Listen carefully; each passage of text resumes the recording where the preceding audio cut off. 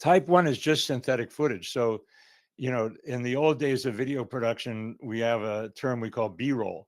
So you have to shoot the backup shots that you need to fill in while somebody's talking, for example. We can now essentially generate any kind of video, whether it's actors, nature environments.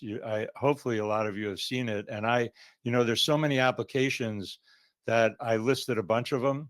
But what I want to show you, just to give you a little handle, is Google Vids and maybe a little bit of the labs as well.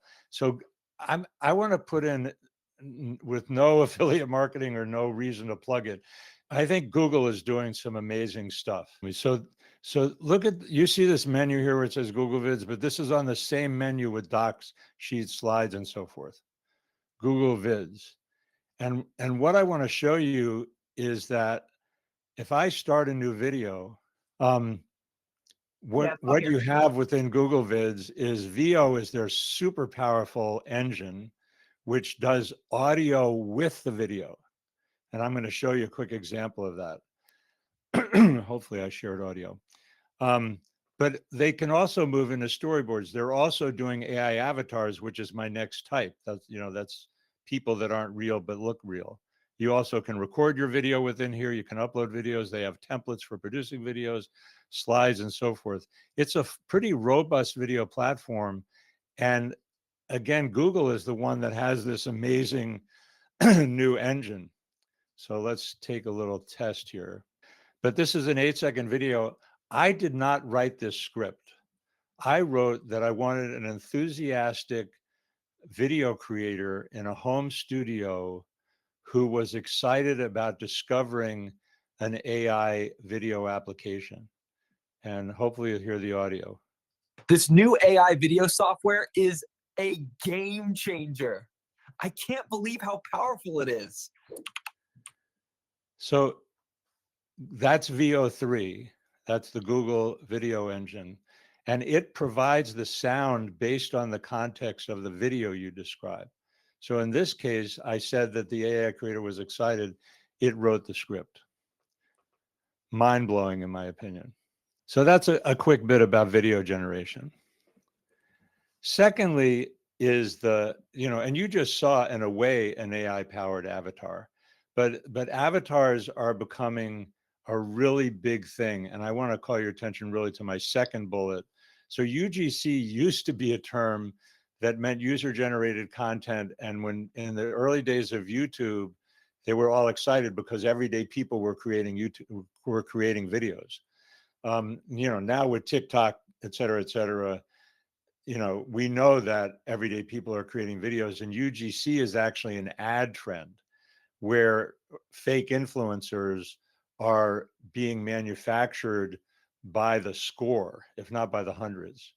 And it's kind of like a whole other webinar, but this ability to clone yourself, and HeyGen, which has been a big avatar company for a long time down here, they have a brand new thing called digital twin, which literally is very, with 2 minutes of video, you can create a digital twin of yourself who will lip sync. And people might think, oh, it's inauthentic. Number one, people really don't care. They care about the value of the content. But number two is the fact that there's many applications which are really valuable. For example, think about training programs, and the fact that you need to generate a bunch of videos with a whole bunch of script, and you can't go back and reshoot it all. When you have it as an avatar spokesperson, it's very easy to edit. And even more profoundly valuable is it's super easy to translate not just the captions, but to translate the lip sync so that I could speak Spanish, I could speak Italian, I could speak Chinese, whatever. It's just very, very powerful. And this gets dissed all the time as, oh, they're fake influencers, but get over it. It's going to actually become a huge advertising value. The one thing I will say with regard to Meta ads or Google ads is part of the value of AI within the ad platforms is the ability to test. And so the fact that you can generate That's why people are doing dozens of avatars, because they can find the ones that actually work and produce the results. And so then they put the ad spend against the ones that actually work. So that's a big strategy that is definitely coming through, and something that we all need to be prepared for. I've listed a whole bunch of, the ByteDance, the company that does TikTok, also does video software. They've now come out with Omni Human AI lip sync. Captions, which was a mobile app, now has Mirage Studio, which, and I just showed you that within even just the Google Vids, they're now doing avatars. So there's going to be all kinds of fun things. And I just saw on LinkedIn this morning a concept ad. So a draft ad that somebody just created on spec for Heineken beer that was as cinematic and as believable and as jazzy as any $1 million commercial production. So that's what's happening. It's here. So the third type, which is admittedly vague, is both production and post-production enabled by AI. And again, there's a whole bunch of applications that do this, but I do have a favorite with this and a very specific recommendation, as well as the answer to my mysterious question that I said earlier, which is how can AI actually automate editing?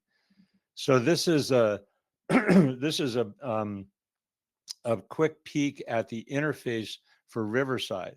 And Riverside.fm, and I don't know, I think Marianne might have my link. I do have an affiliate link, but I'm not telling you about it because I'm an affiliate. You can always go around that if you want. But Riverside.fm is a recording environment. They put the picture of the recording studio, but this is me and Mike from Movie Flow recording the episode of Video Mojo that we posted on YouTube and on all the other podcast applications. And what's amazing, I mean, Riverside as a recording platform has advantages because it records, unlike what we're doing right here, where everything is streaming out onto the internet in real time. It actually records the video on the hard drive of your computer. You're interacting as if it was a Zoom call, but the quality is better. But then what happens is they have a whole AI back end. And I think in the interest of time and the fact that I want to do Q&A, I'm not going to do the full screen demo of it. But what I want you to know is that it takes these two recordings that are essentially isolated. In fact, this case, we had 4 recordings because we had my recording, we had Mike's recording, and then we had 2 different screen shares. And so the screen shares were also recorded independently.